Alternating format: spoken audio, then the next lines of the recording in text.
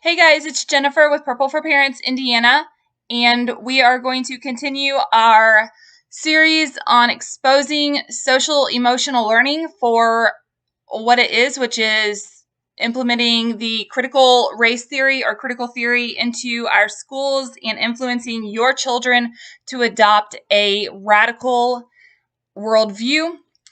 So we left off last time with a picture from this webinar called Cultural Competency Leading Radical Change from the Indiana Department of Education, and we're going to dig a little deeper into this.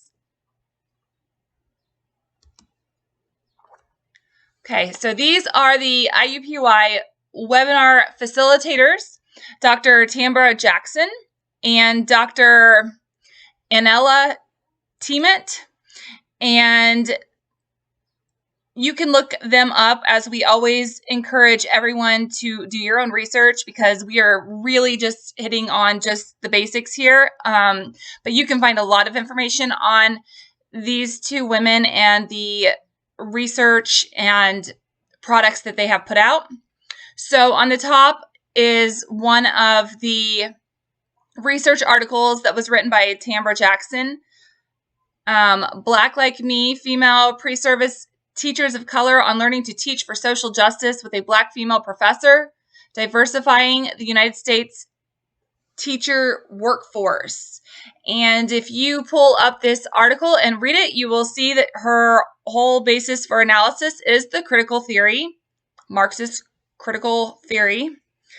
And then down below is just a snip from Dr. Anela's bio that tells us that she actually coined the 6 standards for effective pedagogy, rely on both socio-cultural and critical perspectives on teaching and learning. She was awarded 5 U.S. Department of Education grants focused on teacher quality. Says her current one was $2.75 million grant that is actually ongoing right now that supports ESL partnerships with 3 districts. And interestingly enough, I believe the Perry Township Schools and Avon Community Schools are part of Project Aware, which is the 10 schools in Indiana that are supposed to be building the sustainable model for all schools. And her work actually is also rooted in the critical theory or critical race theory. So here's a little bit from each one of them. Get real about the racial injustices that have occurred in our school system. We have to get real about the social inequities that hold students and teachers back from maximizing their potential.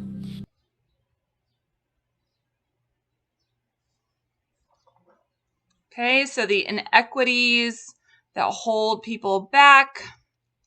Again, she has wrote extensively on the critical race theory in education. We are building the capacity of school-based leadership teams. We're going to invite those leadership teams from different schools and different districts to come together and to work with us over an entire year, not a day, not a week, but an entire year of professional learning experiences that we try to create that help them acknowledge, recognize, and begin to think about how to dismantle inequities. Okay, guys. So I had some situations today, so I'll apologize for the video going sideways there, but it's not really important. So if you heard her at the very end say to dismantle the systems or inequities that she views, again, these are critical race theorists that are influencing our education system. And from what I understand, the grants that she received is now they are training. They're in the middle of training hundreds of educators and administrators across our state. Okay, so here's another interesting one that is part of this leading radical change with cultural competencies. Kathleen King Thoris, and she is, I'm going to play a small snippet from her here in a minute, but specifically from her bio, she is recognized as an expert in culturally responsive and sustaining education, special and inclusive education, equity considerations in multi-tiered systems of support, and race and disability equity-oriented professional development. Okay, guys, that's your social emotional learning programs. So let's see what she has to say about this. I want to just ground our work. We are critical, and it connects with what my colleagues were saying, Dr. Hayes and Dr. Kazembe, in asking the question, who benefits and who struggles in the status quo? And that, that goes back to Paulo Freire's work and other critical theorists, but that's at the center of our work. Another thing that you will find if you contact and engage with us is we are focused on transforming systems, not discrete technical improvements. And as you know, that's often been the recipe and the ask and the expectation of professional development and engagement with educators. We are focused on changing systems. So she is saying right there that this is all grounded in critical theory, and they are focused on changing systems. So in case you are not aware, let's take a look at what critical theory is.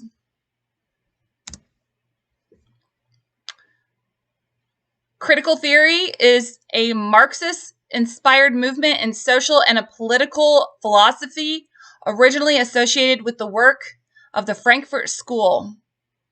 Okay, drawing particularly on the thought of Karl Marx and Sigmund Freud, critical theorists maintain that a primary goal of philosophy is to understand and to help overcome the social structures through which people are dominated and oppressed.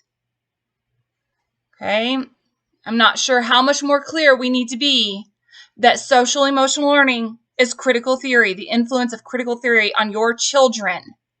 And if you go to an administrator or a legislator, a superintendent, and have a conversation with them, and they start out by asking you to define critical theory or critical race theory, I would bet that they are only having you do that because they are looking for knowledge that you may not have so they can manipulate the way that you view this. Okay, so I'm going to ask you to turn that around on them. Start asking them what they believe critical race theory is or critical theory is. Okay, the two women from the beginning, Tambra Jackson and Ella Timent, or however you say her name, they run this Education for Liberation. You can find their Twitter page. It's pretty interesting if you want to go on there and kind of scroll through it. A guide for racial justice and abolitionist social and emotional learning. Again, in the first video that we did on this, we said, please make sure you do not allow them to separate the two because they work directly together. That social emotional learning is the cultural competencies. They work together, and it's all based on changing your children to understand the world through a critical theory Marxist viewpoint. Okay, here's another tweet from them. Recently, we witnessed an attack that shook Americans across the nation. Educators, please check out this resource explaining how to have a discussion with students about the recent riot that took place at the Capitol. So, apparently, the 6th was extremely traumatizing for them. I'll just leave that there. Let's see here. Oh, and let's not, I just want to make sure we get Christy Berger in here, who was the head of the Social Emotional Learning Program at Indiana Department of Education. She has led the whole thing from the beginning. I know that she just moved on to Center Grove School, so beware. But she had a tweet that they retweeted out The ultimate goal of education is to develop all the skills, knowledge, and dispositions within a learner so they can access freedom for themselves. And she says, we are E4L, clap, clap. Okay, interestingly enough, I don't know if this rings a bell for you, but as soon as I saw this, I knew exactly what I thought. So they tweeted this out. Our family, community, and school engagement strand prepares school teams to engage all school stakeholders to make the school a more equitable environment, thereby improving learning. So if this looks familiar to you, it may be because it's very similar to the CASEL social and emotional learning framework that all of our schools are going by.